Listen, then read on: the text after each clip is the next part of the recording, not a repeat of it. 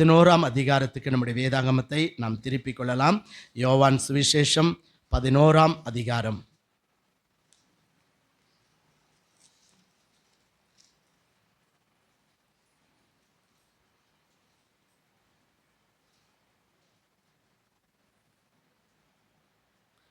நாற்பது 41ஆம் வசனத்தை நம்ம எல்லாரும் சேர்ந்து சத்தமாக வாசிக்க போகிறோம். இயேசு அவளை நோக்கி, நீ விசுவாசித்தால் தேவனுடைய மகிமை காண்பாய் என்று நான் உனக்கு சொல்லவில்லையா என்றார். அப்பொழுது மரித்தவன் வைக்கப்பட்டிருந்த இடத்தில் இந்த கல்லை எடுத்து போட்டார்கள். இயேசு தம்முடைய கண்களை ஏறெடுத்து, பிதாவே, நீர் எனக்கு செவி கொடுத்தபடியால் உம்மை ஸ்தோத்தரிக்கிறேன். நீர் எப்பொழுதும் எனக்கு செவி கொடுக்கிறீர் என்று நான் அறிந்திருக்கிறேன். ஆனாலும் நீர் என்னை அனுப்பினதை சூழ்ந்து நிற்கும் ஜனங்கள் விசுவாசிக்கும்படியாக அவர்கள் நிமித்தம் இதை சொன்னேன் என்றார். இவைகளை சொன்ன பின்பு, லாசருவே, வெளியே வா என்று உரத்த சத்தமாய் கூப்பிட்டார். அப்பொழுது மரித்தவன் வெளியே வந்தான்.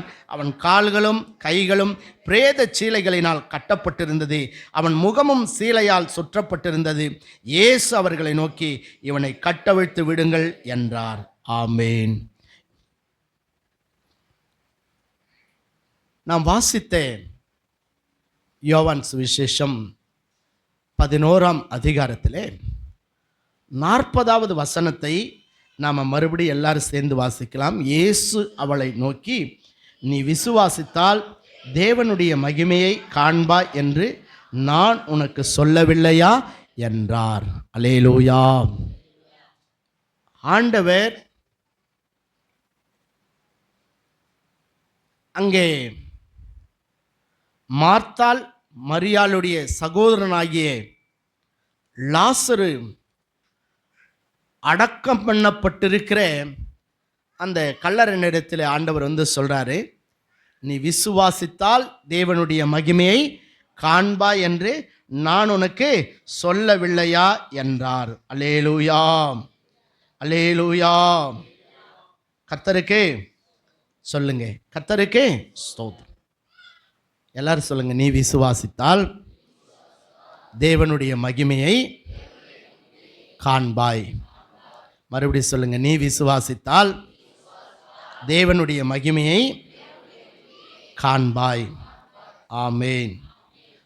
ஆண்டவர் இந்த புதிய மாதத்தை நம்ம எல்லாருக்கும் கர்த்தர் கிருபையாய் கொடுத்திருக்கிறார். அதற்காக கர்த்தருக்கு ஸ்தோத்திரம். அப்போ ஆண்டவர் புதிய மாதத்தை தருகிற தேவன் மாத்திரமல்ல, புதிய ஆசீர்வாதங்களையும் கொடுத்து நம்மை ஆசீர்வதிக்கிற கர்த்தர். ஆமேன், அல்லேலூயா. கர்த்தருடைய நாமத்துக்கு ஸ்தோத்திரம். ஆகவே இந்த புதிய மாதத்திலே கர்த்தர் உங்கள் ஒவ்வொருவருக்கும் புதிய நன்மைகளை, புதிய ஆசீர்வாதங்களை ஆண்டவர் கொடுப்பார். நாம் இங்கே வாசிக்கிறோம், தேவன் இந்த புதிய மாதத்தில் வந்திருக்கிற நம்முடைய வாழ்க்கையில் தம்முடைய மகிமையை கர்த்தர் நமக்கு காண்பிக்க விரும்புகிறார். கர்த்தருக்கு ஸ்தோத்திரம். அந்த மகிமையை நாம் பார்க்க வேண்டுமானால் இங்க சொல்றாரு, நீ என்ன செய்ய வேண்டும்? விசுவாசிக்க வேண்டும். கர்த்தருக்கு ஸ்தோத்திரம். நம்ம என்ன பண்ணணுமா? விசுவாசிக்கணும். விசுவாசிக்கிறவர்கள் எதை பார்ப்பாங்களா? தேவனுடைய மகிமையை காண்பார்கள். ஏன்னா அங்கே மரியாளை பார்த்து ஆண்டவர் சொல்றார், நீ விசுவாசித்தால். மார்த்தாளை பார்த்து சொல்றார், நீ விசுவாசித்தால் தேவனுடைய மகிமையை காண்பாய். அப்போ தேவனுடைய மகிமையை நாம் காண வேண்டுமானால் நம்ம எல்லாருக்குள்ள என்ன இருக்கணுமா? விசுவாசம் வேண்டும். கர்த்தருக்கு ஸ்தோத்திரம். நிறைய பேருக்கு சுவாசம் இருக்கும், ஆனால் என்ன இருக்காது? விசுவாசம் இருக்காது.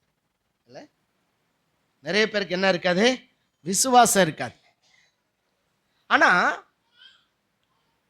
கர்த்தருடைய பிள்ளைகளாகிய நம் ஒவ்வொருடைய வாழ்க்கையிலும் தேவனுடைய மகிமையை நாம் காண வேண்டுமானால் நமக்குள்ள என்ன வேணுன்றாரு? விசுவாசம் வேண்டும். அல்லேலூயா. ஏன்னா அவருடைய மகிமை அளவில்லாதது, அது ஆச்சரியமானது, அது சகலத்தையும் செய்து முடிக்கிற சர்வ வல்லமை பொருந்தினது. கர்த்தருக்கு ஸ்தோத்திரம். ஆண்டவருடைய மகிமை எப்படிப்பட்டதுங்க? அது அளவிட முடியாதது. சங்கீதக்காரன் சொல்றாரு, வானங்கள் உமது மகிமையை வெளிப்படுத்துகிறது. கர்த்தர் தம்முடைய மகிமையை எங்க வச்சுக்கிறார்? வானத்துல ஆண்டவர் வைத்திருக்கிறார். ஒருவேளை வானத்தை நீங்க யோசிச்சு பார்த்தீங்கன்னா எவ்வளவு ஆச்சரியம். ஆமாவா இல்லையா? கர்த்தருக்கு ஸ்தோத்திரம். இல்லை,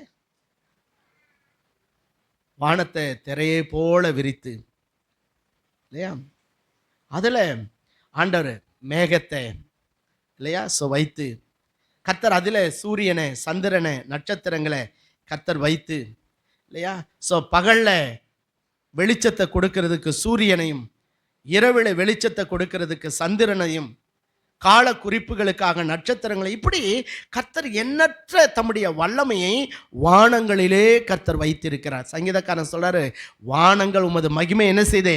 வெளிப்படுத்துகிறது. கர்த்தருக்கு ஸ்தோத்திரம். கர்த்தருடைய மகிமை மகா பெரியது, அது அளவிட முடியாதது, அது சகலத்தையும் செய்து முடிக்கிற ஆற்றல் உள்ளது. கர்த்தருடைய பரிசுத்த நாமத்துக்கு ஸ்தோத்திரம். ஒருவேளை இந்த பூமியிலே தேவன் வைத்திருக்கிற அவருடைய எண்ணற்ற ஜீவராசிகளை நாம் பார்க்கும்போது ஆண்டவர் எத்தனை பெரியவர் என்பதை, அவருடைய ஞானம் எவ்வளவு மகிமையானது என்பதை நாம் அறிந்து கொள்ள முடிகிறது. கர்த்தருக்கு ஸ்தோத்திரம்.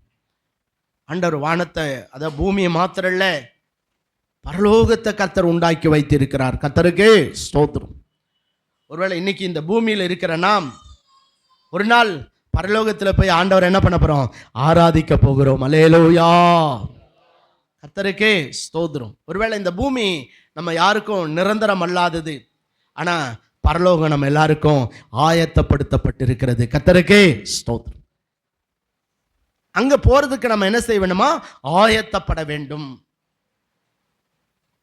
ஆகவே ஆண்டவர் நம்மிடத்திலே ஒருவேளை நம்முடைய பணத்தையோ அல்லது நம்முடைய பதவியையோ அல்லது நம்முடைய ஆஸ்தியையோ அவர் கேட்கவில்லை.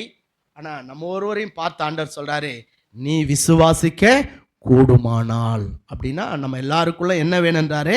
தேவனுடைய மகிமையை நம்ம பார்க்கணும். அப்படின்னா நம்ம எல்லாருக்குள்ள என்ன வரணுமா? விசுவாசம் வேண்டும்.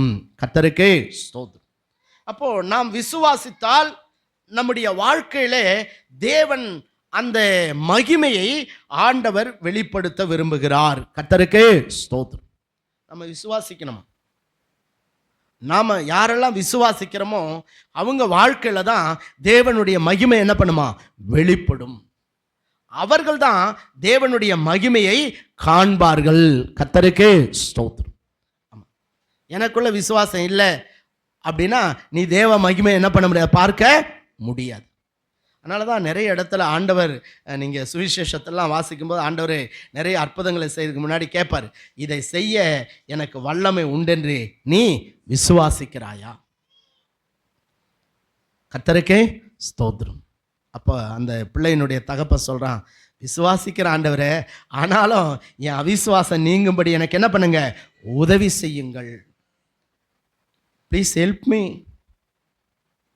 இல்லை சொல்கிறான், எனக்கு உதவி செய்யுங்க. எதுக்காக? என் அவிசுவாசம் என்ன பண்ணணும்? நீங்க வேண்டும். ஸோ நம்ம கர்த்தருடைய பிள்ளைகளாகிய நமக்கு எப்படி சுவாசம் நம்ம உயிர் வாழ்றதுக்கு முக்கியமோ, அதே போல ஆவிக்குரிய ஜீவியத்திலே நாம் உயிருள்ள கிறிஸ்தவர்களாய் வாழ்வதற்கும் தேவனிடத்திலிருந்து சகல நன்மைகளையும் நாம் பெற்றுக்கொள்வதற்கும் விசுவாசம் சுவாசத்தை விட முக்கியம். அல்லேலூயா. கரந்தட்டி ஆண்டவருக்கு நன்றி சொல்லலாமா? பாருங்க, இங்கே லாசரு மரித்து அடக்கம் பண்ணப்பட்டு எத்தனை நாள் ஆயிடுச்சான்? சொல்லுங்க, எத்தனை நாள் ஆயிடுச்சு? 4 நாளாகிவிட்டது. ஆனால் ஆண்டவர் இப்போ அந்த இடத்துக்கு வந்திருக்கிறார். அவர் வியாதியா இருக்கும்போதே மார்த்தால மரியாளும் ஆண்டவராகிய இயேசுவின் இடத்துக்கு ஆட்களை அனுப்பி சொல்லுகிறார்கள், நீ சிநேகிக்கிற லாசர் என்ன பண்றான்? வியாதியா இருக்கிறான். ஆனாலும் ஆண்டவர் வரல, போன வாரம் நம்ம அதெல்லாம் அந்த செய்தியை நம்ம தியானித்தோம். ஆண்டவர் ரொம்ப டிலே பண்ணி தான் என்ன பண்ணார், வந்தார். ஸோ பின்னும் 2 நாள் அந்த கிராமத்தில் ஆண்டவர் தங்கிட்டார். ஆனால் அவர் வரும்போது பார்த்தா அவன் வியாதியாக இருந்த லாசரு இப்போ மரித்து அடக்கம் பண்ணப்பட்டு எத்தனை நாள் ஆயிடுச்சான்? 4 நாள் ஆகிவிட்டது. இங்கே மார்த்தாள் மரியாளுடைய வீட்டில் யூதர்கள் எல்லாரும் வந்து என்ன செய்கிறாங்கன்னா அவர்களுக்கு ஆறுதல் சொல்லி கொண்டிருக்கிறார்கள். அப்போதான் ஆண்டவராகிய இயேசு அந்த கிராமத்துக்கு வருகிறார். அப்போ மார்த்தாள் எதிர்கொண்டு ஓடி இயேசுவை வரவேற்கிறாள். அதுக்கப்புறம் மரியாள் இடத்துல போய் சொல்கிறா, போதகர் ஒன்று என்ன செய்கிறாரு, அழைக்கிறார். அவளும் ஓடி வந்து அப்படியே ஆண்டருடைய பாதத்தில் விழுந்து ஆண்டருடைய பாதத்தை பற்றி பிடித்து கொண்டு அழுகிறாள். அப்போ ஆண்டவரை என்ன பண்ணாரா, கண்ணீர் விட்டார். அல்லேலூயா, கர்த்தருக்கு ஸ்தோத்திரம். இல்லை, ஆண்டவர் நம்ம மேலே வச்சிருக்கிற அந்த அன்பு எவ்வளோ பெருசு பாருங்க. ஒரு மனிதனுக்காக இயேசு என்ன பண்ணாரு, கண்ணீர் விட்டார். ஒருவேளை லாசருக்காக மட்டும் இல்லை, உங்கள் ஒவ்வொருவருக்காகவும் எனக்காகவும் கண்ணீர் விடுகிற தெய்வம் இயேசு. ஹல்லேலூயா. ஆமாம், ஏன் தெரியுமா? நம்முடைய சூழ்நிலை அவருக்கு தெரியும், நம்முடைய வேதனை அவருக்கு தெரியும், நம்முடைய ஏக்கங்கள், நம்முடைய பாரங்கள், நம்முடைய தவிப்பு, நம்முடைய சஞ்சலம், நம்முடைய வருத்தம், இல்லையா? ஸோ எல்லாமே அவருக்கு தெரியும். ஸோ அதெல்லாம் பார்த்துட்டு ஆண்டவர் ஒருவேளை கடின இருதயமுள்ள மனிதனை போல இருப்பதில்லை. அவர் சோதரன், நாம் அழுதா நம் இயேசுவும் அழுகிறார். அல்லேலூயா. யாருக்காக அழுதாரா? லாசருவுக்காக இயேசு என்ன பண்ணாரு, கண்ணீர் விட்டார். மார்த்தாள் மரியாள் அவள் சகோதரன் மீது வைத்திருந்த அந்த அன்பை பார்த்தபோது இயேசு கண்ணீர் விடுகிறார். கர்த்தருக்கே ஸ்தோத்திரம். ஒருவேளை நீங்க நினைக்கலாம், பாஸ்டர் நான் தான் நிறைய பிரச்சனையில் சிக்கி தவித்து அழுது கொண்டிருக்கிறேன். இல்லை, ஆண்டவர் சூழ்நிலை எல்லாம் அறிந்திருக்கிறார். அவர் உன் கண்ணீரை துடைக்கிற கர்த்தர். அல்லேலூயா. என வேதம் சொல்லுது, நம்முடைய கண்ணீர் யாவையும் தேவன் என்ன பண்ணுவாராம், துடைப்பார். யாவையும். ஆமாம், நீ எதுக்காக அழறன்றது ஆண்டவருக்கு தெரியும். உன் கண்ணீரை இயேசு என்ன செய்வார், துடைப்பார். அப்போது இந்த சம்பவத்தில் நம்ம பார்க்குறோம், ஆண்டவர் அங்கே அழுகிறார். அதோட மாத்திரம் இல்லை, அப்போது இயேசு 38ஆம் வசனத்தில் வாசிக்கும்போது, அப்பொழுது இயேசு மறுபடியும் தமக்குள்ளே கலங்கி கல்லறைக்கு வந்தார். அது ஒரு குகையாக இருந்தது, அதன் மேல் ஒரு கல் வைக்கப்பட்டிருந்தது. இயேசு கல்லை எடுத்து போடுங்கள் என்றார். மரித்தவனுடைய சகோதரியாகிய மார்த்தாள் அவரை நோக்கி, ஆண்டவரே, இப்பொழுது நாருமே 4 நாளாயிற்றே என்றார். அல்லேலூயா. ஆண்டவரே சொல்கிறாரு, இந்த கல்லை என்ன பண்ணுங்க, எடுத்து போடுங்கள். ஏன்னா அந்த கல்லறையை ஒரு கல் என்ன செய்துங்க, அந்த கல்லறையினுடைய வாசலிலே ஒரு கல் வைக்கு அடைக்கப்பட்டிருக்கிறது. அப்போ ஆண்டவர் சொல்கிறார், அந்த கல்லை எடுத்து போடுங்க. அப்போ மார்த்தாள் சொல்கிறா, ஆண்டவரே 4 நாளாயிற்று, இப்போ என்ன அடிக்கும், நாற்றம் எடுக்குமே, நாற்றம் அடிக்குமே. இல்லை, அப்போ தான் ஆண்டவர் சொல்கிறாரு, நீ விசுவாசித்தால் தேவனுடைய மகிமையை காண்பாய். அல்லேலூயா. அப்படின்னா மார்த்தாளே, நீ விசுவாசித்தால் மரித்து போன உன் சகோதரன் இடத்திலே என்னுடைய மகிமை என்ன செய்யும், வெளிப்படும். அந்த மகிமையை நீ பார்ப்ப. உன்னோடு இருக்கிற யாவரும் அந்த மகிமையை பார்ப்பார்கள். நீ மகிமையை பார்க்கணும்னா 4 நாளாயிடுச்சேன்னு கவலைப்படாத, செத்து போயிடுச்சேன்னு கவலைப்படாத, கல்லறையில் அடக்கம் பண்ணப்பட்டதாச்சேன்னு கவலைப்படாத. ஆனால் நீ என்ன செய்யணும், விசுவாசிக்க வேண்டும். அல்லேலூயா. கர்த்தருக்கே ஸ்தோத்திரம்.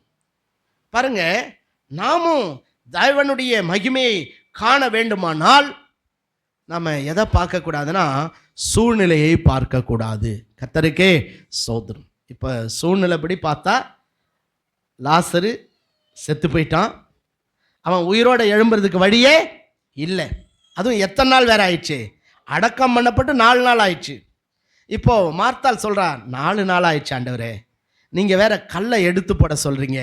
கல்லை எடுத்து போட்டால் அது என்ன செய்யும், உள்ளே இருக்கிற நாத்தெல்லாம் வெளியே வரும். 4 நாளாயிற்றே, நாருமே என்றால். கர்த்தருடைய பரிசுத்த நாமம் மகிமைப்படுவதாக. ஆனால் தேவனுடைய மகிமை வரும்போது பாருங்க, செத்து போன காரியத்தையும் அது உயிர்ப்பிக்கக்கூடிய வல்லமை பொருந்தினது. ஹல்லேலூயா, கர்த்தருக்கே ஸ்தோத்திரம்.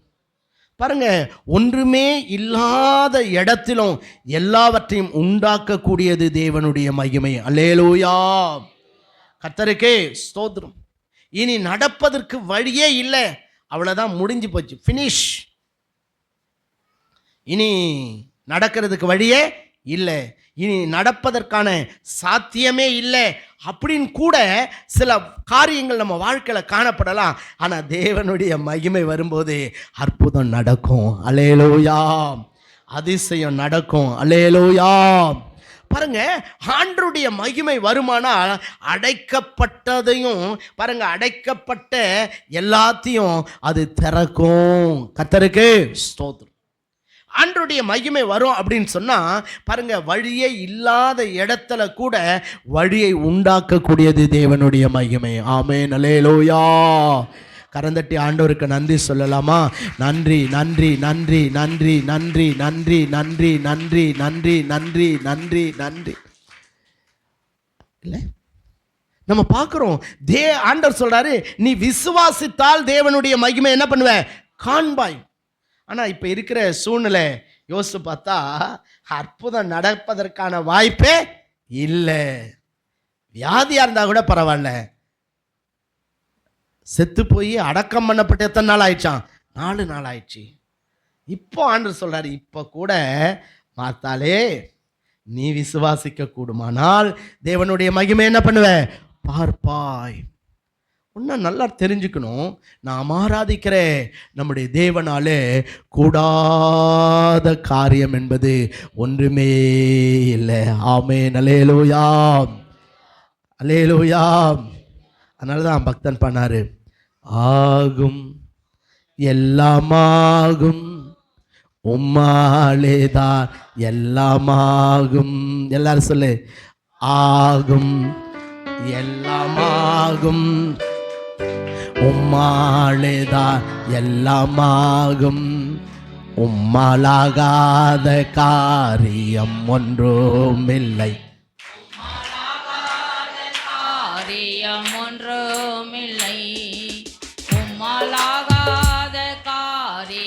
ஒன்றுமில்லை, எல்லாமே உம்மாலாகும். அல்லேலூயா, எல்லாமே உம்மாலாகும். ஆகும் எல்லாமாகும் உம்மாலேதான் எல்லாமாகும். ஆண்டவரை பார்த்து சொல்லுங்க, ஆகும் எல்லாமாகும் உம்மாலேதான் எல்லாமாகும், உம்மாலாகாத காரியம் ஒன்றுமில்லை, உம்மாலாகாத காரியம் ஒன்றுமில்லை, உம்மாலாகாத காரியம் ஒன்றுமில்லை, எல்லாமே உம்மாலாகும். அல்லேலூயா, எல்லாமே உம்மாலாகும். அல்லேலூயா. எல்லாம் யாரால கூடும்? சொல்லுங்க, எல்லாம் யாரால கூடும்? நாம் ஆராதிக்கிற இயேசு கிறிஸ்துவால் எல்லாமாகும். ஆமென், கர்த்தருக்கே ஸ்தோத்திரம். அதனால தான் ஆண்டவர் சொல்றாரு, மார்த்தாலே நீ விசுவாசிக்க கூடுமானால் நீ எதை பார்ப்ப? என் மகிமையை காண்பாய். இந்த கால வேளையிலே கர்த்தருடைய ஆலயத்தில் வந்திருக்கிற உங்கள் வாழ்க்கையில் கூட எத்தனையோ காரியங்கள் செத்து போன மாதிரி இருக்கலாம். அவ்வளோதான் பாஸ்டர், பிஸ்னஸ் செத்து போச்சு, அவ்வளோதான், என் வாழ்க்கையே ஒன்றும் இல்லாமல் போயிடுச்சு, அவ்வளோதான், இனி எனக்கு வழியே தெரில, இனி மாறுமா, மாறுறதுக்கான வழியே எனக்கே தெரியல. உலக பிரகாரமாக பார்க்கும்போது அது நடக்கின்றதுக்கு வாய்ப்பே இல்லை. இயற்கையின்படி பார்க்கும்போது அது நடப்பதற்கான அதாவது அது நடப்பதற்கான சான்ஸே இல்லை என்று சொல்லி கூட நீங்கள் நினைக்கத்தக்க விதத்தில் உங்கள் வாழ்க்கையில பல காரியங்கள் காணப்படலாம். நம்ம பார்க்குறோம், இஸ்ரவேல் புத்திரருக்கு முன்பாக செங்கடல் என்ன பண்ணுதுங்க, அப்படியே அவங்கள பயமுறுத்தி கொண்டு, இந்த பக்கம் பார்த்தா பார்வோனுடைய சேனை, முன்னாடி பார்த்தா என்னது? செங்கடல். அவன் நினைச்சான் ஒன்று பார்வோன் கிட்ட மாட்டி சாகணும். அப்படி இல்லை அப்படின்னா எங்கே சாக போகிறோம்? செங்கடலில் சாக போகிறோம். அதனால தான் அவன் சொல்கிறான், மோசே எங்கெல்லாம் புதைக்கிறதுக்கு அங்கே எகிப்தில் பிரேத குழி இல்லைன்னு சொல்லியா எங்களை இங்கே புதைக்கிறதுக்கு என்ன பண்ணியிருக்கிற? கொண்டு வந்திருக்கிறாய். ஆனால் ஆண்டவர் சொல்கிறாரு, நீங்கள் நின்று கொண்டு கர்த்தர் உங்களுக்கு செய்யும் ரட்சிப்பை பாருங்கள். ஆனால் சொல்லிவிட்டு அங்கே சும்மா ஒரு மோசேயினுடைய கையில் இருந்த கோலை தான் செங்கடல் மேலே நீட்டுன்னு சொன்னார். நீட்டினார். இப்போ கடலை என்ன ஆயிடுச்சு? ரெண்டா பிளந்தது. யோசிச்சு பாருங்களா, ஆண்டருடைய மகிமை வரும்போது வழி திறக்கும். கர்த்தருக்கு ஸ்தோத்திரம். அடைக்கப்பட்ட வழி என்ன பண்ணும்? திறக்கும். ஒன்றுமே இல்லைனா கூட அங்கே எல்லாமே என்ன செய்யும்? உண்டாகும். ஸ்தோத்திரம். பாருங்க, நடப்பதற்கான வாய்ப்பை இல்லைனா கூட அங்கே தேவன் அற்புதத்தை செய்து அந்த காரியத்தை கர்த்தர் வெற்றியாய் ஜெயமாய் ஆண்டவர் நடத்தி முடிப்பார். கர்த்தருக்கே ஸ்தோத்திரம். பணமே இல்லை பாஸ்டர், கவலைப்படாதீங்க, அவரோட தானே கர்த்தர் கோடிக்கணக்கில் கொடுப்பார். அல்லேலூயா, ஸ்தோத்திரம். வீடு கட்டுறதுக்கு வழியே தெரில பாஸ்டர், கவலைப்படாதீங்க, நல்ல வீட்டை கட்டி சுகமாக குடியிருப்பீங்க, அதை என் கையால் திறந்து வைப்பேன். கர்த்தருக்கே ஸ்தோத்திரம். ஆண்டவர் செய்வார். ஆமாம், அவர் அதிசயமான தேவன். வேலையை கிடைப்பதற்கு வாய்ப்பில்லை, கர்த்தர் உங்களுக்குன்னு ஒரு வேலையை உண்டாக்கி வச்சிருக்கிறார். ராஜா மாதிரி சிங்காசனத்தில் உட்காருவீங்க. கர்த்தருக்கு ஸ்தோத்திரம். ஆமாம், இல்லை சிலருக்கு பொண்ணே கிடைக்க மாட்டுது பாஸ்டர், கவலைப்படாதீங்க, ராணி மாதிரி பொண்ணை உங்களுக்காக கர்த்தர் ஆயத்தப்படுத்தி வச்சிருக்கார். கர்த்தருக்கு ஸ்தோத்திரம். மாப்பிள்ளையே கிடைக்க மாட்டுது பாஸ்டர், ராஜா மாதிரி மாப்பிள்ளையை கர்த்தர் உங்களுக்கு வச்சிருக்கார். கர்த்தருக்கு ஸ்தோத்திரம். ஏன் தெரியுமா?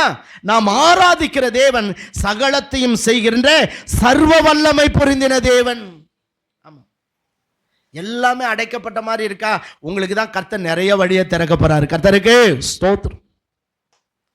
ஏன்னா அவருடைய மகிமை வரும்போது எல்லாமே என்ன செய்யுங்க? நடக்கும். யோசிச்சு பாருங்க, 4 நாள் அடக்கம் பண்ணப்பட்டு 4 நாளான லாசரு ஆண்டவர் ஒரே ஒரு வார்த்தை தான் சொல்றாரு. ஸோ மார்த்தாளை பார்த்து, நீ விசுவாசித்தால் தேவனுடைய மகிமையை காண்பான்னு சொல்லிட்டு ஆண்டவர் சொல்றாரு, லாசருவே வெளியே வாடான்னு கூப்பிடுறாரு. 4 நாளான அழுகி போன சரீரம். 4வது நாளில் எப்பயுமே பாடி என்ன செஞ்சிருமா? அழுக ஆரம்பிச்சிருமா. 4th டே. இப்போ அதனால தான் அவ சொல்றா, 4 நாள் ஆயிடுச்சு ஆண்டவரே, இப்போ என்ன அடிக்கும்? நாத்தான் அடிக்கும், நீங்கள் கல்லறையில் இருக்கிற அந்த கல்லை எடுக்க சொல்கிறீங்களே அப்படின்றா. ஆனால் ஆண்டவருடைய மகிமை வரும்போது செத்து போனதையும் உயிர்ப்பிக்க கூடியது தேவனுடைய மகிமை. அல்லேலூயா, கர்த்தருக்கே ஸ்தோத்திரம். உங்கள் வாழ்க்கையில் ஆண்டவருடைய மகிமை வந்தா என்ன நடக்கும் தெரியுமா? அற்புதம் நடக்கும், அதிசயம் நடக்கும், வழி திறக்கும். சோதரம், நீங்க நினைச்சு பார்க்க முடியாத உயர்வு, மேன்மை, கனம், ஐஸ்வர்யம் எல்லாம் வரும். ஹல்லேலூயா, கர்த்தருடைய பரிசுத்த நாமத்துக்கே ஸ்தோத்திரம். அதனால இங்க பார்க்கிறோம், அங்கே மார்த்தாளிடத்தில் ஆண்டவர் சொல்றாரு, நீ விசுவாசிக்க கூடுமானால் தேவனுடைய மகிமையை காண்பாய். ஆமா, ஒருவேளை நீங்க தோல்வியோடு வந்திருக்கலாம், வழியே தெரியாமல் உட்காந்துட்டு இருக்கலாம், இனி என் பிரச்சனை மாறாதுன்னு நீங்கள் முடிவு பண்ணியிருக்கலாம், இனி அவ்வளோதான், நான் வாழறதுக்கு வழியே இல்லைன்னு கூட ஒரு வேளை நீங்கள் யோசித்து இருக்கலாம், இனி என் பிஸ்னஸ் மறுபடியும் ஆசீர்வதிக்கப்படுவதற்கு வழியே தெரில அப்படின்னு சொல்லி நீங்கள் இருக்கலாம். கவலைப்படாதீங்க, நீங்கள் விசுவாசிக்க கூடுமானால் தேவனுடைய மகிமையை நீங்கள் பார்ப்பீர்கள். அல்லேலூயா, கர்த்தருடைய பரிசுத்த நாமத்துக்கே ஸ்தோத்திரம்.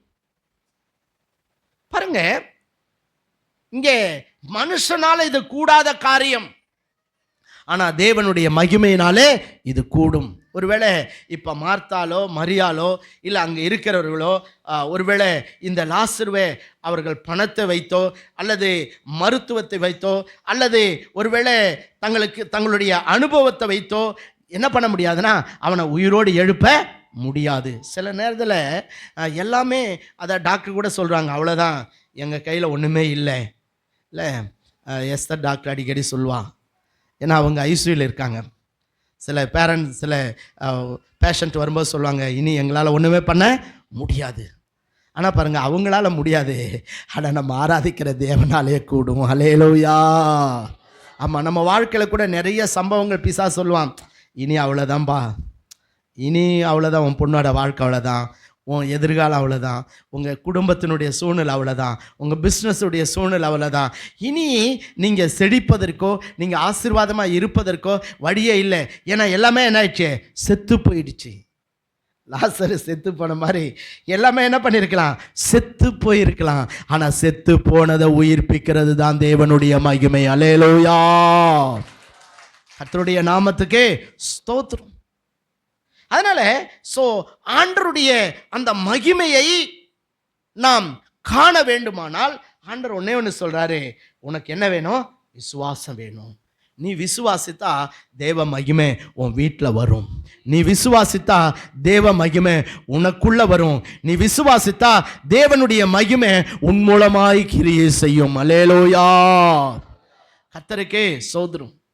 பாருங்க, இந்த தேவனுடைய மகிமை நம் வாழ்விலே ஆண்டவர் இந்த ஆகஸ்ட் மாதத்தில் கர்த்தர் நம் ஒவ்வொருவரும் தேவ மகிமையை காண வேண்டும் என்று ஆண்டவர் விரும்புகிறார். கர்த்தருக்கு ஸ்தோத்திரம். அதுக்கு நமக்குள்ள என்ன வேணுன்றாரு?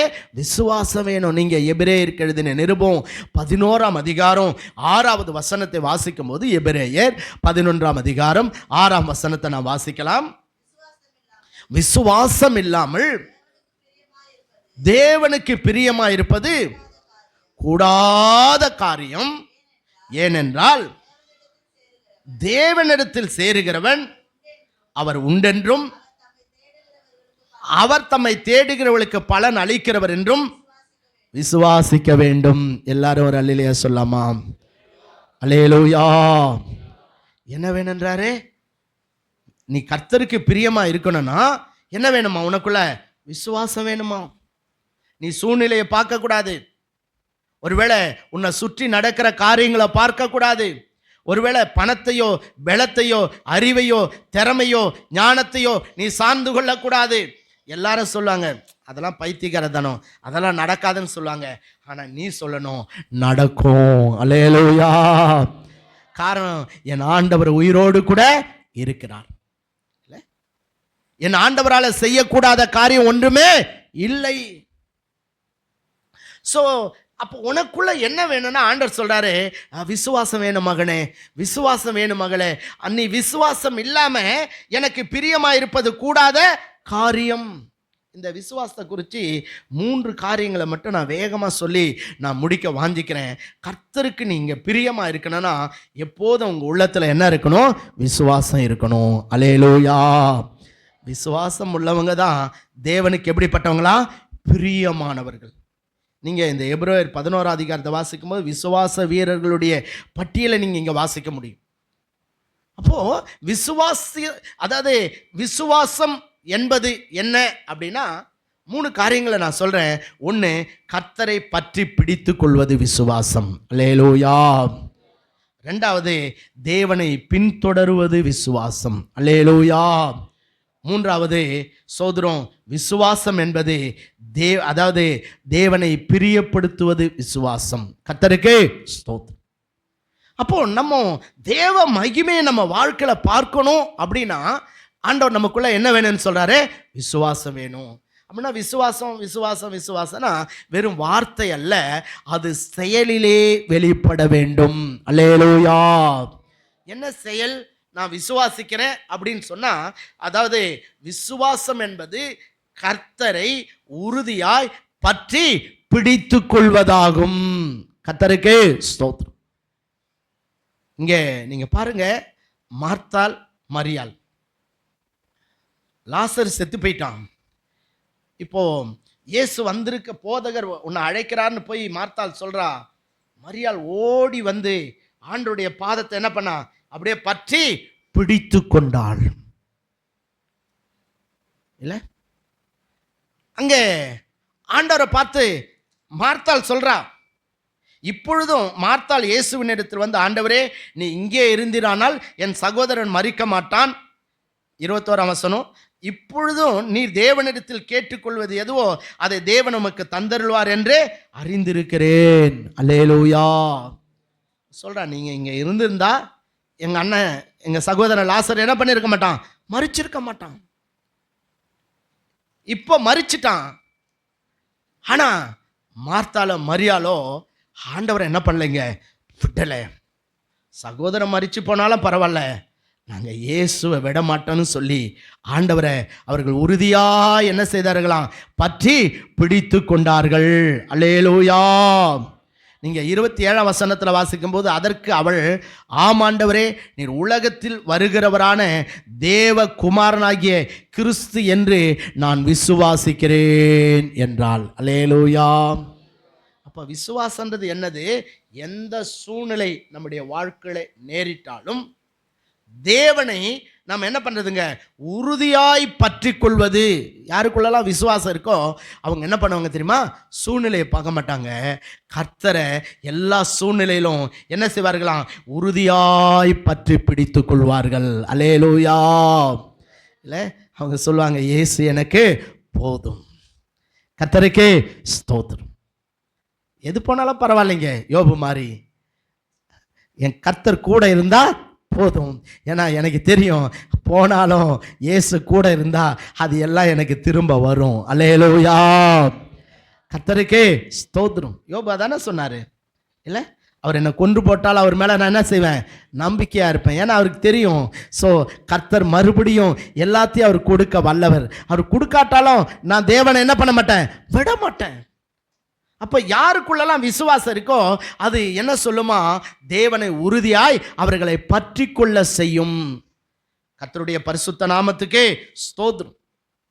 சொல்லப்போனா, அதாவது முழுவதும் ஆண்டவரையே சார்ந்து அண்டிக் கொள்ளுகிற ஒரு வாழ்க்கை தான் என்னதுங்க, விசுவாசம். என்ன பண்ணாலும் பரவாயில்லைங்க, எனக்கு இயேசு போதும்.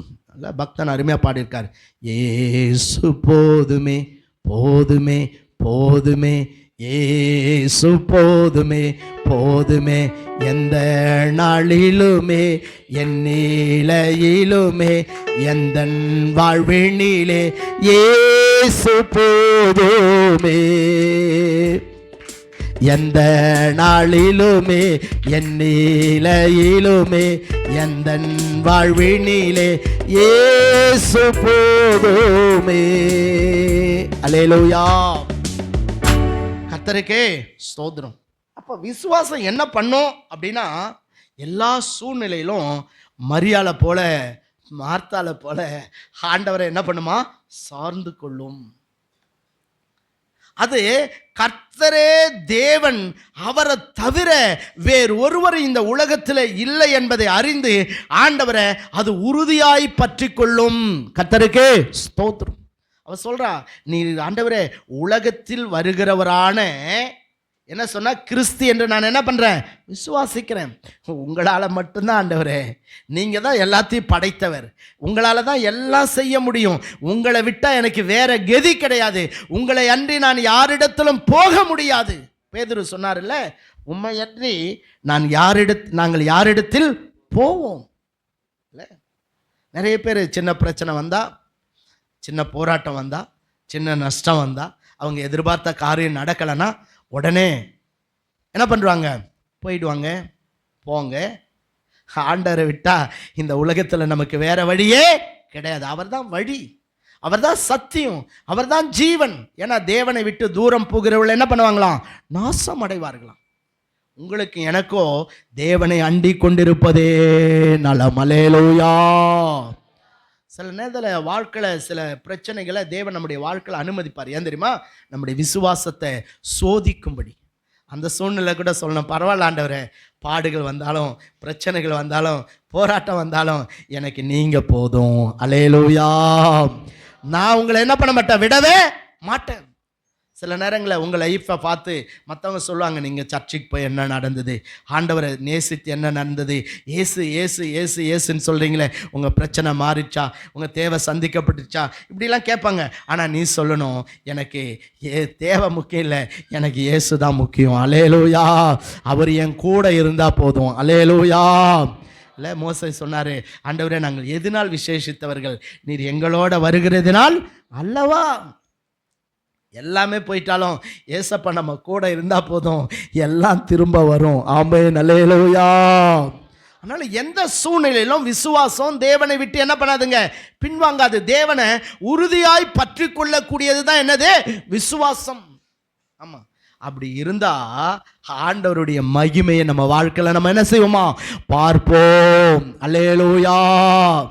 ஆமா, நீ விசுவாசத்தோட தேவனை உறுதியா பற்றி கொள்ளணும். எனக்கு இயேசு போதும்னு சொல்லணும். அவர் ஒருவரே மெய்யான தெய்வம். அவரை அன்றி வானத்திலும் பூமியிலும் வேறொரு தெய்வம் இல்லை.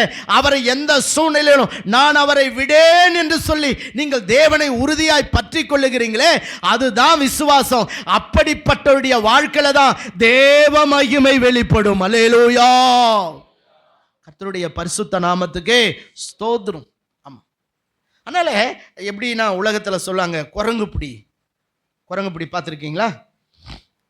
என்ன பண்ணும் அந்த குட்டி, குரங்கு குட்டி இருக்க அந்த தாயை கெட்டியாக பிடிச்சிங்க. எத்தனை கிளை தாவி போனாலும் சரி குட்டி என்ன பண்ணாதுங்க, விழவே விழாது.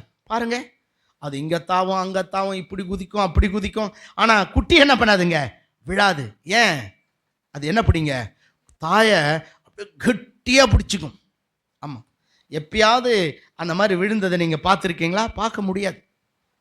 ஸோ ஏன்னா அது என்ன பிடி, குரங்கு பிடி. நம்மளாம் ஆண்டவரை எப்படி தான் பிடிக்கணுமா, அந்த மாதிரி அந்த குரங்கு குட்டி எப்படி தாயை அப்படி கெட்டியாக பிடிச்சிக்குது, அந்த மாதிரி நீங்களும் நானும் எல்லா சூழ்நிலும் ஆண்டவரை உறுதியாய் பற்றி கொள்ள வேண்டும். நமக்குள்ள பிரச்சனை, போராட்டம், தேவை, பாடுகள் உலக வாழ்க்கையில் வரும். ஆனால் இயேசு நம்மோட இருக்கும்போது அதெல்லாம் நமக்கு நிரந்தரமே அல்ல. ஆண்டவர் அற்புதத்தை செய்வார். இங்கே பார்க்குறோம், இஸ்ரவேல் ஜனங்க பார்வோன் சேனை வந்துருச்சு, செங்கடல் சூழ்ந்து கொண்டது. ஆனால் சாயங்காலம் நடந்துச்சு. காலையில் பார்த்தா என்னது, அந்த சேனையெல்லாம் பிரேதங்களாய் கர்த்தர் மிதக்கப்பட. ஒரே நைட்டு தான் ஆண்டவர் பெரிய மராக்களை பண்ணார். நம்ம வாழ்க்கையில் ஒரு நிமிஷத்தில், ஒரு மணி நேரத்தில், ஒரு நாளில் கூட கர்த்தர் நம்முடைய வாழ்க்கையை தலைகீழாய் மாற்ற வல்லமையுள்ள தேவன். அல்லேலூயா. ஆனால் உங்கள் விசுவாசம் என்ன பண்ணும், சோதிக்கப்படும். ஆமாம், நிறைய நேரங்களில் பைபிளில் எதெல்லாம் சோதிக்கப்படுனா விசுவாசம் என்ன பண்ணுமா, சோதிக்கப்படும். ஆபிரகாமுடைய விசுவாசத்தை கர்த்தர் என்ன பண்ணார், சோதித்தார். யோசித்து பாருங்க, பிள்ளைய கொண்டு போய் பலிபீடத்தில் அங்கே கிடத்தி கத்தி எடுத்து ஓங்குற வரைக்கும் ஆண்டவர் என்ன பண்ணார், அமைதியாக தான் இருந்தார். அதுக்கப்புறம் சொல்கிறார், எப்பா உன் புள்ளன்னு கூட பார்க்காம அவனை எனக்காய் ஒப்பு கொடுத்து நீ என்னை நேசித்தபடினாலே நான் உன்னை ஆசீர்வதிக்கவே ஆசீர்வதிச்சு உன்னை பெருகவே பெருக பண்ணுவேன். அல்லேலூயா. நம்ம விசுவாசம் சோதிக்கப்படும் போது நம்ம தேவனை உறுதியாய் பற்றி கொள்வோம் என்று சொன்னால் நம்மையும் தேவன் ஆசீர்வதிக்கவே ஆசீர்வதித்து தேவன் நம்மை பெருகவே பெருக பண்ணுவார். அல்லேலூயா. அந்த மாதிரி நேரத்தில் தான் பிசாசு சொல்லுவான், இனியுமா ஆண்டவர் மேலே நம்பிக்கையாக இருக்கேன், இனியுமா சர்ச்சைக்கு போகிறேன், இனியுமா பைபிள் படிக்கிறேன், இவ்வளோ பிரச்சனை வந்து உன் ஆண்டவர் கண் இருக்கா, கால் இருக்கா, மூக்கு இருக்கா, இப்படிலாம் பிசாசு கேட்பான். நீ சொல்லிடே சாத்தானே, என் ஆண்டவருக்கு எல்லாம் இருக்குது. அவருக்கு எப்போ எனக்கு கொடுக்கணும்னு தெரியும், அவருக்கு எப்போ என்னை பிரச்சனையிலேருந்து விடுதலை ஆக்கணும்னு தெரியும். ஒன்று மட்டும் எனக்கு தெரியும், அவர் நிச்சயம் விடுதலை ஆக்குவார், அவர் நிச்சயம் ஆசீர்வதிப்பார், அவர் நிச்சயம் உயர்த்துவார். அல்லேலூயா. கர்த்தருக்கே ஸ்தோத்திரம். அதனால் விசுவாசம் என்பது என்னது, தேவனை, அதாவது கர்த்தர் தான் மெய்யான தெய்வம் என்பதை அறிந்து அவரை உறுதியாய் பற்றி கொள்வது என்னதா, விசுவாசம். கர்த்தருடைய நாமத்துக்கே ஸ்தோத்திரம். அது உலகத்தையோ ஒருவேளை மனிதனையோ பணத்தையோ என்ன பண்ணாதான், கொஞ்சம் கூட சார்ந்து கொள்ளாது. ஆமாம், சிலர்லாம் கொஞ்சம் ஆண்டவரை நான் பிடிச்சிக்கிறேன், கொஞ்சம் பணத்தை பிடிச்சிக்கிறேன், அது இல்லை விசுவாசம். எனக்கு ஆண்டவர் தான் எல்லாம். வேதம் சொல்லுது, அவரே நமக்கு எல்லாம், அவர் தான் எனக்கு எல்லாம். நான் ஒருவேளை பணத்தை நம்பலை, ஒருவேளை பலத்தை நம்பலை, ஒருவேளை மனிதனை நம்பலை, ஒருவேளை லாசருடைய சூழ்நிலை யோசிச்சு பாருங்க. இப்போ எதாலும் இவனுக்கு அற்புதத்தை செய்ய முடியாது. பணத்தால் முடியுமா, இல்லை டாக்டரால் முடியுமா, இல்லை எந்த மனுஷனால் முடியுமா, முடியாது. ஸோ கர்த்தரை சார்ந்து கொள்ளுவது தான் என்னதான் விசுவாசம். கர்த்தரே தெய்வம் என்பதை அறிந்து அவரை உறுதியாய் பற்றி கொள்வதுதான் என்னதே விசுவாசம். கர்த்தருடைய பரிசுத்த நாமத்துக்கு ஸ்தோத்திரம். அது மாத்திரம் இல்லை, விசுவாசம் என்பது ரெண்டாவது என்ன அப்படின்னு கேட்டிங்கன்னா, அது தேவனை பின்தொடருவது விசுவாசம். முதல்ல பற்றி கொள்வது விசுவாசம், ரெண்டாவது தேவனை பின்தொடர்வதே விசுவாசம். ஆண்டவரை பின்தொடர்றதுன்னா என்ன அப்படின்னு கேட்டிங்கன்னா, ஆண்டவருடைய வார்த்தையை கை கொண்டு அந்த வழியில அந்த வசனத்தை உறுதியாய் பற்றி கொண்டு அந்த வசனத்தின் வழியில நம்ம வாழறோம் பாருங்க, அதுதான் தேவனை பின்தொடருவது. பிரைஸ் தி லார்ட், அல்லேலூயா. நிறைய பேர் சர்ச்சுக்கு வருவோம், ஆனா ஆண்டவருடைய வார்த்தையை நாம பற்றி பிடித்து கொள்வது கிடையாது. நிறைய பேர் லைஃப் அப்படிதான். ஏன் இன்னைக்கு நிறைய பேருடைய லைஃப்ல ஆசீர்வாதம் இல்லை அப்படின்னு நீங்க கேட்டீங்கன்னா நான் சொல்வேன், அவர்கள் தேவனுடைய வசனத்தை கை கொள்வது கிடையாது. வசனம் தெரியும், 50 வருஷம் கிறிஸ்தவங்களா கூட இருப்பாங்க, ஆனா வசனத்தின்படி வாழாதவர்கள் தேவனை பின்தொடராதவர்கள். நான் ஆண்டவரை பின்தொடர்றேன் அப்படின்னா நான் என்ன செய்யணுமா, தேவனுடைய வசனத்தை கை கொண்டு அந்த வசனத்தின்படி வாழ என்னை அர்ப்பணித்து நான் தேவனை பின்தொடருவது. கர்த்தருக்கு ஸ்தோத்திரம். நிறைய பேருக்கு, பாஸ்டர் எனக்கு எல்லாம் தெரியும் பாஸ்டர், எனக்கு பைபிளே தலைகீழாக கூட நான் கரைச்சி குடிச்சிருக்கேன், ஆனால் அதனால் ஆசீர்வாதம் வராது. நீ எந்த அளவுக்கு தேவனுடைய வசனத்தை கை கொள்ளுகிறாயோ அதுதான் உன் வாழ்க்கையில் தேவ மகிமையை கொண்டு வரும். அல்லேலூயா. அதனால தான் ஆண்டவர் உபாகமம் 28:1 சொன்னார், இன்று நான் உனக்கு விதிக்கிற உன் தேவனாகிய கர்த்தருடைய கட்டளையின்படியெல்லாம் செய்ய நீ கவனமாக இருக்கும்படி அவர் சத்தத்துக்கு உண்மையாய் செவி கொடுப்பாய், ஆனால் உன் தேவனாகிய கர்த்தர் பூமியில் உள்ள சகல ஜாதிகளிலும் உன்னை எப்படி வைப்பாரு, மேன்மையாய் வைப்பார். அல்லேலூயா. எனக்கு வசனம் தெரியுன்றதுனால இல்லை, விசுவாசம் என்பது என்னது, நான் தேவனுடைய வசனத்தை கை கொண்டு அந்த வசனத்தின்படி வாழ என்னை அர்ப்பணித்து தேவனை பின்பற்றுவது தான் என்னதான் விசுவாசம்.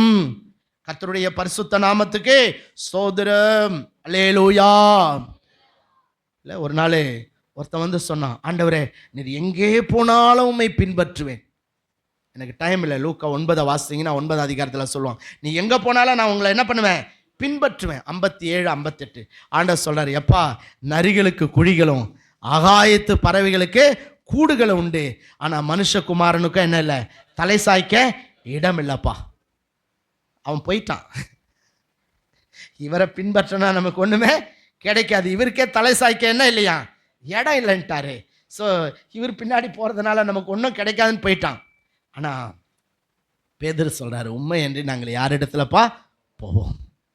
நீங்கள் யோவான் 6ஆம் அதிகாரத்தில் வாசிக்கும்போது அங்கே ஒரு கூட்டம் ஆண்டவரை பின்பற்றி வராங்க. ஆண்டவர் சொல்கிறாரு, நீங்களாம் அப்பத்தை கண்டதுனால, சாப்பாட்டை பார்த்ததுனால தான் என்ன பண்ணுறீங்க, பின்பற்றி வரீங்க. இதுக்காக பின்பற்றாதீங்க, நித்திய ஜீவனுக்காக தேவனை என்ன பண்ணுங்க, பின்பற்றுங்க.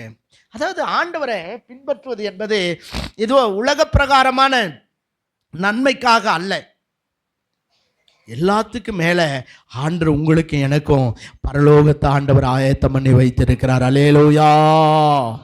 ஆமாம், சில நேரத்தில் பவுலை மாதிரி அதை அடையிறதுக்கு எல்லாவற்றையும் நாம் குப்பையும் நஷ்டமாக கூட என்ன பண்ண வேண்டியது இருக்கான், எண்ண வேண்டிய சூழ்நிலை வரும். ஸோ எப்படியாகிலும் நான் பரலோகம் போகணும் அப்படின்னா அதுக்கு வழி இந்த உலகத்தை நீ என்ன பண்ணோம், குப்பையா என்ன. ஆண்டவருக்கு முன்னாடி உனக்காய் தேவன் ஆயத்தம் பண்ணி வைத்திருக்கிற அந்த பரலோக ராஜ்யத்துக்கு முன்பாக இந்த உலகம் ஒரு குப்பை. இந்த உலகத்தின் மேன்மையெல்லாம் ஒன்றுமே கிடையாது, ஜீரோ. ஸோ நீ இதை பற்றி கொள்ளக்கூடாது. ஆண்டவரை நீ தேடும்போது என்ன நடக்கும் தெரியுமா, நீ தேவனுடைய வசனத்தை கை கொண்டு அவரை பின்பற்றும் போது பாருங்க, பரலோகமும் உனக்கு கிடைக்கும், பரலோகத்திலிருந்து எல்லா நன்மைகளும் உன்னை தேடி வரும். அல்லேலூயா. ஆமாம், பரலோகமும் கிடைக்கும், பரலோகத்திலிருந்து உனக்கு ஒத்தாசை வந்துட்டே இருக்கும், உனக்கு நன்மை வந்துட்டே இருக்கும், உனக்கு ஆசீர்வாதம் வந்துட்டே இருக்கும். ஏற்ற வேளையில் உனக்கு என்னெல்லாம் தேவையோ பரலோகத்திலிருந்து தேவன் உனக்கு ஒத்தாசை அனுப்பி கொண்டே இருப்பார். அல்லேலூயா. ஆனால் நீ இம்மைக்காக கிறிஸ்துவின் மேலே என்னவா இருக்கக்கூடாது, நம்பிக்கையா இருக்கக்கூடாது. ஆமாம், இம்மைக்காக நீ இயேசுவை என்ன பண்ணக்கூடாது, பின்பற்றக்கூடாது. உன்னுடைய ஏக்கம், உன்னுடைய வாஞ்சை, உன்னுடைய தாகம்லாம் என்ன இருக்கணும், பரலோகம். அல்லேலூயா. நான் அப்படி ஆகிலாம் பரலோகம் போகணும், அதுக்கு நான் என்ன பண்ணணும், ஆயத்தப்படணும். இந்த உலகத்தில் என்ன பாடு வந்தாலும் பரவாயில்ல, நான் பரலோகத்தில் போய் சேரணும், அதுக்கு நான் என்ன பண்ணணும், என்னை ஆயத்தப்படுத்தி கொள்ள வேண்டும். இந்த உலகம் எனக்கு வேண்டாம், எனக்கு யார் போதும், இயேசு போதும் இல்லையா. ஸோ இப்படி ஆண்டுடைய வசனத்தை கை கொண்டு ஆண்டுடைய வசனத்தின்படி வாழ்கிறவளுக்கு பரலோகமும் கிடைக்குமா? பரலோகத்திலிருந்து சகல ஒத்தாசையும் சகல நன்மைகளும் அவருடைய வாழ்க்கையில் வந்து கொண்டே இருக்கும். கர்த்தருக்கு ஸ்தோத்திரம். அதான் விசுவாசம். விசுவாசம்னா வாயால் சொல்கிறதில்ல. ஆண்டுடைய வசனத்தின்படி நான் வாடுறேன், அதுக்கு என்ன ஒப்பு கொடுக்குறேன். ஒரு கணவன் எப்படி இருக்கணும்னு ஆண்டவர் சொல்லியிருக்கார், நான் அப்படி வாழ என்ன அர்ப்பணிக்கிறேன். ஒரு மனைவி எப்படி இருக்கணும்னு ஆண்டவர் சொல்லியிருக்கார், அப்படி வாழ நான் அர்ப்பணிக்கிறேன். ஒரு விசுவாசி எப்படி இருக்கணும்னு ஆண்டவர் எனக்கு வேதத்தில் எழுதி கொடுத்திருக்கிறார், அப்படி நான் விசுவாசியாக இருக்க என்ன நான் அர்ப்பணிக்கிறேன். இப்படி நம்மளை அர்ப்பணிக்கணும். ஆமாம், உன் சுய ஞானத்தை, உன் சுய பலத்தை, உன் சுய அறிவை நீ சார்ந்து கொள்ளக்கூடாது. கர்த்தர் உன்னை உன் குடும்பத்தை ஆசீர்வதிக்கணும்னா, பரலோகத்திலிருந்து உனக்கு நன்மைகள் வரணும்னா, இந்த வேத வசனத்தின்படி நீ வாழ உன்னை அர்ப்பணித்து தேவனை பின்பற்ற வேண்டும். அல்லேலூயா. அப்பதான் எதை பார்ப்ப? தேவ மகிமையை பார்ப்ப. கர்த்தருக்கு ஸ்தோத்திரம். ஆமாம், நீ வசனத்தை கைக்கொள்ள உன் வாழ்க்கையில் தேவ மகிமையின் மேல மகிமை வந்து கொண்டே இருக்கும். அற்புதத்தின் மேல் அற்புதம் உன் வாழ்க்கையில் நடந்து கொண்டே இருக்கும். பரலோகம் உனக்கு உதவி செய்து கொண்டே இருக்கும். கர்த்தருக்கு ஸ்தோத்திரம். ஆமாம், அது இல்லாத எனக்கொத்தாசை வரும் பர்வதம் நேராயன் கண்களை ஏறெடுப்பே, வானமும் பூமியும் படைத்த வல்ல தேவனிடமிருந்து, வானமும் பூமியும் படைத்த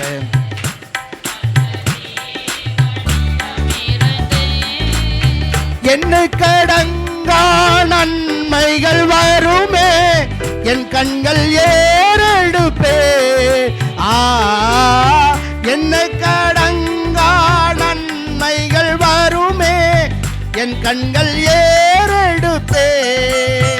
எனக்கொத்தாசை வரும் பர்வதம் நேராயன் கண்களை ஏறெடுப்பே.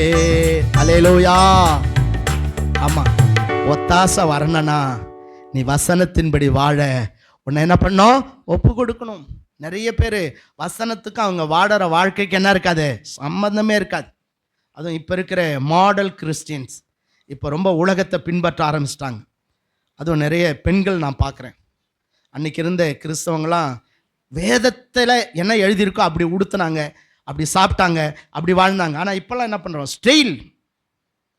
என்னென்ன தலையில் பார்த்தா என்னவோ போட்டுக்கிறான், என்ன கை இல்லாத ஜாக்கெட்டு, என்னென்னவோ எப்படியோட மோசமாக இல்லை. ஆம்பளை ட்ரெஸ்ஸை பொம்பளை போட்டுக்கிறான், பொம்பளை ட்ரெஸ்ஸை ஆம்பளை போட்டுக்கிறான். கேட்டால் ஸ்டைலாம். என்ன ஸ்டைலுங்க? ஆண்டர் எல்லாத்தையும் பிடுங்கிடுவார். ஆமாம், சரியா? ஆமாம், ஸ்டைலெல்லாம் காட்டினீங்கன்னா ஆண்டர் வேலைக்கு ஆகாது, அப்புறம் பரதேசியாக தான் இருக்கணும். ஆண்டருடைய வசனம் இப்படி சொல்லியிருக்குங்க, அதனால் நான் இப்படி உடுத்த மாட்டேன். ஆமாம், ஆண்டருடைய வசனம் இப்படி சொல்லியிருக்கு, அதனால் இப்படி நான் பேய் மாதிரி அலங்கரிக்க மாட்டேன். ஆமாம், அந்த நாட்கள்லாம் கிறிஸ்தவங்களை பார்த்தா பார்க்கும்போதே தெரியும். ஆனால் இப்போ யார் கிறிஸ்தவங்க யார் புறஜாதின்ற வித்தியாசமே இல்லாத மாடல் லைஃப், அப்புறம் ஹில் லைஃப் ஆகிடும், நரக வாழ்க்கை ஆகிடும். பார்த்துக்கோ. ஸோ அதனால் நம்ம எல்லாத்துலேயும் எதை நீ ஃபாலோ பண்ணோம்? ஆண்டருடைய வசனத்தில் என்ன சொல்லியிருக்கேன், நான் எப்படி உடுத்தணும் அப்படி உடுத்துவேன். என்ன சும்மா இந்த ஸ்டைல்லாம் இருக்கக்கூடாது. ஆண்டவருக்கு அதெல்லாம் பிடிக்காது. அது தேவனுடைய பார்வையில் அருவருப்பானது. ஆமாம், வேஷம் போடக்கூடாது. ஏன்னா வேதம் சொல்கிற உலகத்துக்கு ஒத்த வேஷம் தரியாதிருங்கள். பார்த்தா இப்போ கிறிஸ்தவங்களாவோட என்ன காப்புக்கு இப்போ என்னன்னா போட்டுக்கிறான். கையில் பார்த்தா என்ன ஜெயில் கைதி போட்டுங்கிறான் விலங்கு, அந்த மாதிரி இவன் கையில் ஒரு விலங்கை போட்டுக்கிறான் இல்லை. ஸோ அப்படிலாம் இருக்கக்கூடாது. சரியா? நம்ம வேத வசனத்துக்கு நம்ம நடங்கணும். ஏன்னா ஆண்டவர் சொல்கிறார், என் வசனத்துக்கு நடுங்குகிறவனை தான் நான் என்ன பண்ணுவேன்? நான் நோக்கி பார்ப்பேன். இன்றைக்கி ஒரு வேளை நீ வசனத்தின்படி வாழறது இன்றைக்கி உனக்கு விசனமாக இருக்கலாம். ஆனால் நீ வசனத்தின்படி வாழ்ந்தினா உன் வாழ்க்கை இன்பமாய் மாறிவிடும். அல்லேலூயா. ஆமாம், இப்போ துன்பமாக அவனுக்கு தெரியலாம். ஏன்னா வேதம் சொல்லுது, மனுஷனுக்கு செம்மையாய் தோன்றுகிற வழி உண்டு, அதன் வழியோ அதன் முடிவோ என்னவா? மரண வழியா. உன் பார்வைக்கு அப்படி உடுத்துறது, அப்படி அலங்கரிக்கிறது, அப்படி வாடுறது, அப்படி இருக்கிறது உனக்கு ரொம்ப ஜாலியாக இப்போ தெரியலாம். ஆனால் பின்னாடி அதுதான் உனக்கு என்ன ஆகிடும்? நரகமாக மாறிடும். அதனால் உனக்கு செம்மையானதை செய்யறதுக்கு ஆண்டவர் உன்னை அழைக்கல. ஸோ நீ எப்படி வாழணுன்றதை உனக்கு கற்றுக் கொடுத்து தேவனுக்கு பிரியமான மகளாய் வாழ தான் ஆண்டவர் உன்னை அழைச்சிருக்கிறார். அப்பதான் தேவ மகிமையை நீ பார்க்க முடியும். அல்லேலூயா. அப்பதான் உனக்கு விசுவாசம் இருக்குன்னு அர்த்தம். ஆமாம், சரியா? அதனால விசுவாசன்றது என்ன? வசனத்தின்படி உன்னை வாழ அர்ப்பணிப்பது. விசுவாசனா என்ன? கர்த்தரே தெய்வம் என்பதை அறிந்து எல்லா சூழ்நிலையிலும் தேவனை உறுதியாய் பற்றி கொள்வது. மூன்றாவது விசுவாசனா என்ன அப்படின்னா சொல்லுது, தேவனை பிரியப்படுத்துமா. விசுவாசம் என்ன செய்யுமா? தேவனை பிரியப்படுத்தும். இந்த ரெண்டாவதுல நிறைய சொல்லலாம் இல்லை, வசனத்தின்படி வாழ்கிறது. நம்ம ரட்சிக்கப்படுறதுக்கு முன்னாடி பெரிய பாவியாக இருந்திருப்போம். ஆனால் ரட்சிக்கப்பட்டும் பாவியாக இருந்தினா உன் நிலைமை பரிதாபம் தான். அவள் சொன்னா இல்லை, கல்லை எடுத்து போடுங்கன்னு ஆண்டவர் சொல்கிறாரு. அவள் சொல்கிறா, கல்லை எடுத்து போட்டால் என்ன பண்ணோம்? நாருமே. ஒருவேளை ரட்சிக்கப்படுறதுக்கு முன்னாடி நம்ம லைஃப்லாம் நாரக்கூடியதாக இருக்கலாம். ஆனால் ரட்சிக்கப்பட்ட அப்புறம் நாற்றம் அடிக்கக்கூடியதாக நம்ம லைஃப் இருந்துச்சுன்னா பரிதாபம். சரியா? ஆமாம். அப்போது ரட்சிக்கப்பட்ட அப்புறம் என்ன பண்ணோம்? எல்லாத்தையும் அறிக்கை செஞ்சு விட வேண்டியதெல்லாம் விட்டு ஆண்டவருடைய ரத்தத்தினால கழுவப்பட்டு நம்ம பரிசுத்தவான்களா நீதிமான்களா தேவனுக்குள்ளே தொடர்ந்து ஜீவிப்பதற்கு நம்மை அர்ப்பணிக்க வேண்டும்.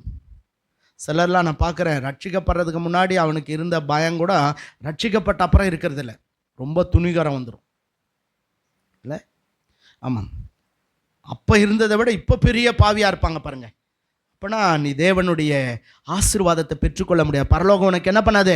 உதவி செய்யாது. ரட்சிக்கப்பட்ட அப்புறம் நீ ஆண்டவருடைய வசனத்துக்கு நடுங்கணும். ஐயோ, ஆண்டவர் இப்படி சொல்லியிருக்கார், இப்படி கொடுக்கணும்னு இருக்கார், இப்படி பேசணும்னு இருக்கார், இப்படி ஜீவிக்கணும்னு இருக்கிறார், இப்படி வாழணும்னு சொல்லியிருக்கார். நான் ஆண்டவருடைய வசனத்துக்கு நடுங்குறேன்னு சொல்லி உன்னை வசனத்துக்கு ஒப்பு கொடுத்து உன் ஜீவியத்தை பரிசுத்தமாக காத்துக்கொள்ளும். மூன்றாவது விசுவாசம் என்ன பண்ணும் தெரியுமா? பேசும்.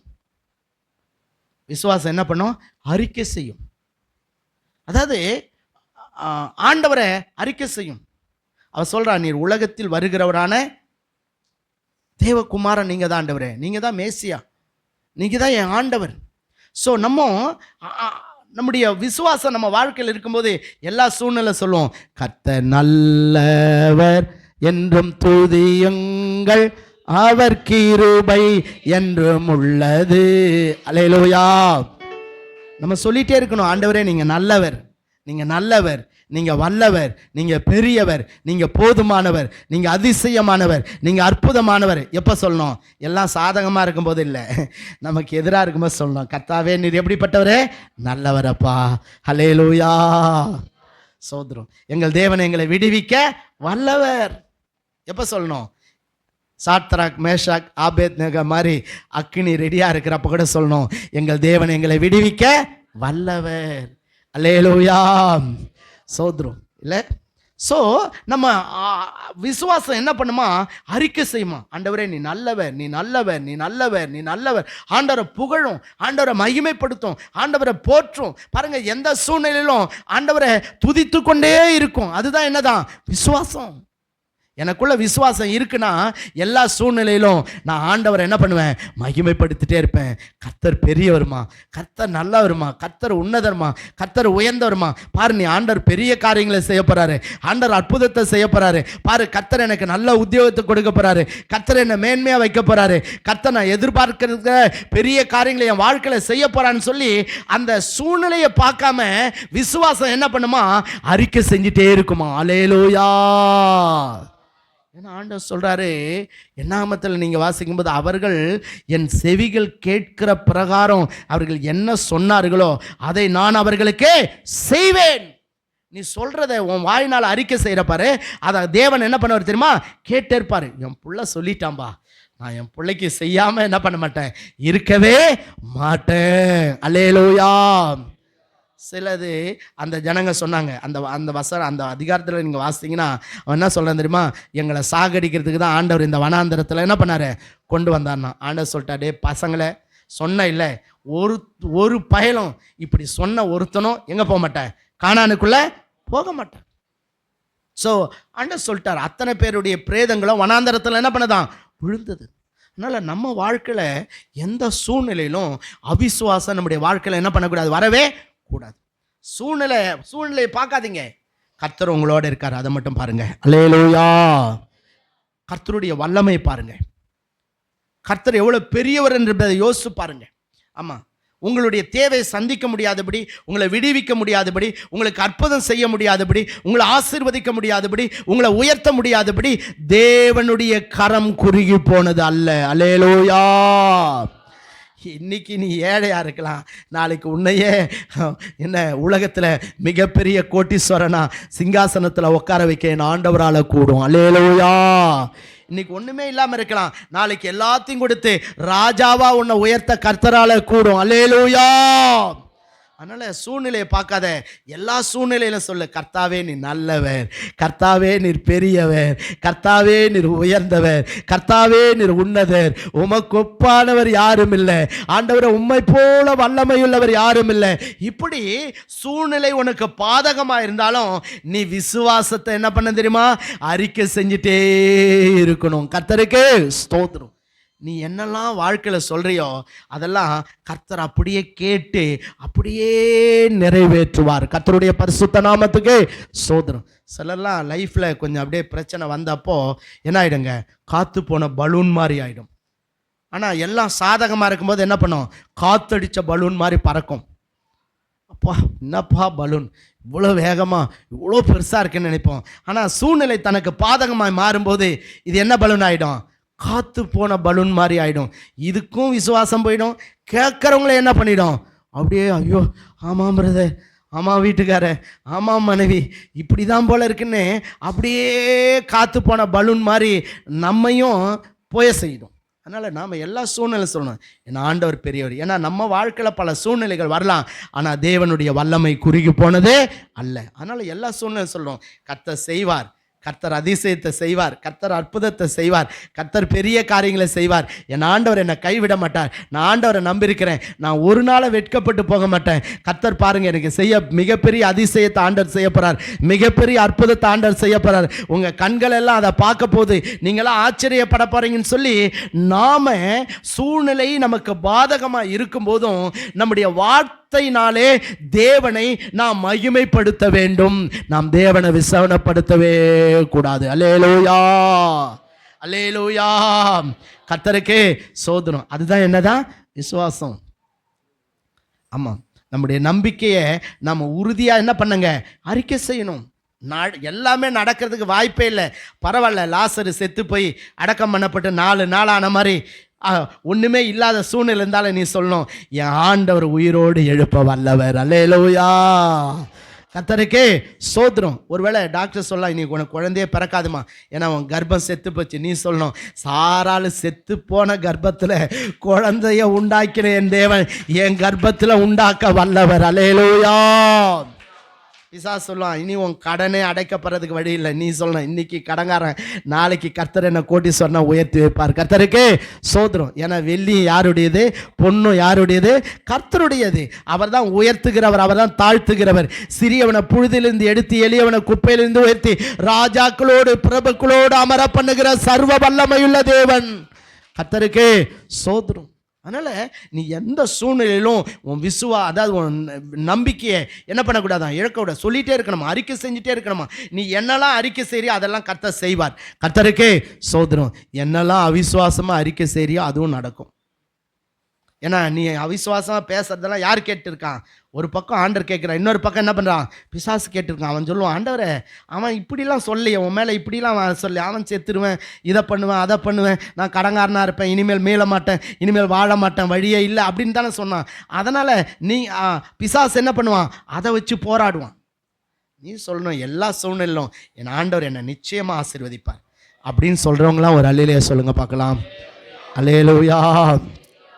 எனக்கு நம்பிக்கை இருக்குப்பா. அல்லேலூயா. கர்த்தருக்கு எந்த சூழ்நிலையில் நான் வெட்கப்பட்டு போக என் ஆண்டவர் விடவே மாட்டார். அல்லேலூயா. நான் ஆராதிக்கிற தேவன் வானத்தையும் பூமியையும் படைத்த சர்வ வல்லமையுள்ள தேவன். அல்லேலூயா. இன்னைக்கு எத்தனையோ தேவையோடு நாம் இருக்கலாம், ஆனால் தேவையை விட என் ஆண்டவர் பெரியவர். அவர் நினைச்சா இன்னைக்கே இப்போவே அற்புதத்தை செய்ய கர்த்தர் வல்லவர். அல்லேலூயா. ஆமாம், டாக்டர் சொல்லுவாங்க இந்த வியாதி சுகமே ஆகாது. இல்லை, நிறைய பேர் அப்படியே மனசில் பதிய வச்சுக்கின்னு மாத்திரை சாப்பிட்டாலும் இது சுகர் ஆகாது. ஏன்னா இது சுகரு, இது பிபி, இது கேன்சர், ஒருவேளை இது இந்த நோய், இது அந்த நோய், இனி இந்த வியாதியில் நான் செத்து போனேன்னு நினச்சினா அப்படி தான் நடக்கும். இல்லை இல்லை, என் ஆண்டவருடைய வல்லமை பெரியது. என் ஆண்டவர் இந்த வியாதியை குணமாக்க வல்லவர். நீ சொல்லு, இன்னைக்கே உன் வியாதியை கர்த்தர் குணமாக்குவார். அல்லேலூயா. கர்த்தருக்கே சோதரம். நான் நிறைய பேரை பார்த்துக்கிறேன், மாத்திரை மேலே இருக்கிற நம்பிக்கை கூட யார் மேலே இல்லை? கர்த்தர் மேலே இல்லை. ஏன் டாக்டர் மேலே இருக்கிற நம்பிக்கை கூட நிறைய பேருக்கு யார் மேலே இல்லை? கர்த்தர் மேலே இல்லை. என்ன, கடங்கார மேலே இருக்கிற பயம் கூட நிறைய பேருக்கு யார் மேலே இல்லை? கர்த்தர் மேலே இல்லை. கர்த்தருக்கே ஸ்தோத்திரம். கடங்காரம் வந்துட்டா ஓடி ஒடுங்கி பதுங்கிறத பாருங்க எப்படி இருக்கும். ஆண்டவருக்கு அப்படி பயப்படுறோமா?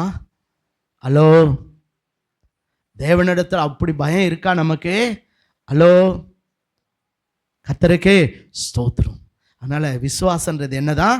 வாயினால் அறிக்கை செய்யும், கர்த்தர் நல்லவர் சொல்லிட்டே இருக்கும்.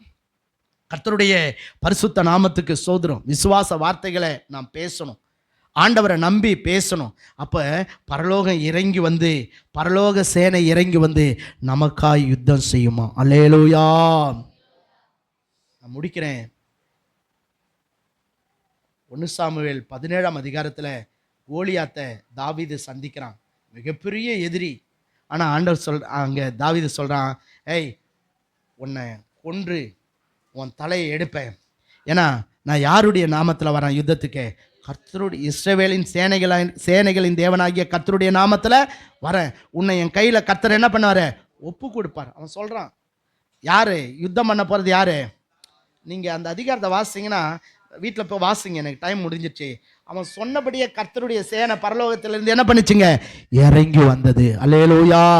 நாம் சொல்கிறத செய்யறதுக்கு தேவன் பரலோகத்திலிருந்து நமக்கு தூதர்களை அனுப்புவார். கர்த்தருக்கு ஸ்தோத்திரம். அதனால் அவ்வளோ வீரம் பேசின கோலியாத்தை கொல்றதுக்கு தாவீதுக்கு தேவை என்னது? ஒரே கல்லு தான். நான் நினைக்கிறேன் அந்த கல்லால் அவன் சாவலை, அப்படியே ஆண்டவர் என்ன பண்ணியிருப்பார்? போய் பள்ளின்னு கொடுத்துருப்பார். ஏண்டா, ஏன் ஜனங்களையா நீ தூஷிக்கிற? ஏன் பிள்ளையா நீ தூசிக்கிற? இல்லை, என்னையா தூசிக்கிற? உன்னை சாகடிக்கிறதுக்கு என்ன வேணும்? ஒரே ஒரு கல் போதுனா பயலை. இல்லை, நம்மளை கூட சில நேரத்தில் மிகப்பெரிய எதிரிங்களாம் எதிர்க்கலாம், நமக்கு எதிராக பெரிய சேனையே வரலாம், நம்மளை அப்படியே அற்பமாக எண்ணலாம், நம்மளை தூஷிக்கலாம், நான் அவ்வளோதான் அப்படின்லாம் பேசலாம், எள்ளி நகையறலாம். நீங்கள் கவலைப்படாதீங்க, விசுவாசத்தை அறிக்கை செய்யுங்க, பரலோகத்தின் சேனை உங்களுக்காக யுத்தம் பண்ண இறங்கி வரும். அல்லேலூயா. அவங்க வார்த்தையெல்லாம் கண்டு சோர்ந்துடாதீங்க. ஆமாம், தாவீதை பார்த்து கூட சொல்கிறான், நீ இளைஞண்டா, என்ன நாயா நான், நீ என்ன பண்ணுற? என்ன தடியோ, அதாவது என்கிட்ட என்ன வர? கல்லோட வரேன், நான் நாயான்னு கேட்குறான். இல்லை, இவன் சொல்கிறான், சவுல் சொல்கிறான், நீ இளைஞம்பா, உன்னாலாம் முடியாதுன்னு சொல்கிறான். சில நேரத்தில் பிசாசு அப்படி தான் பேசுவான். பிரதர், உங்களால் முடியாது. சிஸ்டர், உங்களால் முடியாது. உங்களுக்கெல்லாம் அனுபவம் கிடையாது, உங்களுக்கெல்லாம் திறமை கிடையாது, ஸோ உங்களுக்கெல்லாம் அதுக்கெல்லாம் செய்யறதுக்கு பணம் கிடையாது அப்படிலாம் பிசாசு சொல்லலாம். நீ சொல்லு, எனக்கு ஒன்றுமே இல்லை, ஆனால் சேனைகளின் கர்த்தர் என்னோடு இருக்கிறார். அல்லேலூயா. நான் உயருவேன், என் ஆண்டவர் என்னை ஆசீர்வதிப்பார், என் ஆண்டவர் என்னை உயர்த்துவார். ஏன் தெரியுமா? பரலோகம் எனக்காக யுத்தம் பண்ணும். அல்லேலூயா. நீங்கள் நினைக்கிறது அங்கே சவுலுக்கும் தாவீதுக்கும் மட்டும் யுத்தம் இல்லை. நான் நினைக்கிறேன் அந்த யுத்தத்தில் பரலோகத்தின் சேனையே அங்கே இறங்கி வந்து தாவீதுக்காக அங்கே சவுலோடு, அதாவது கோலியாத்தோடு கூட என்ன பண்ணிதுங்க? யுத்தம் பண்ணினது.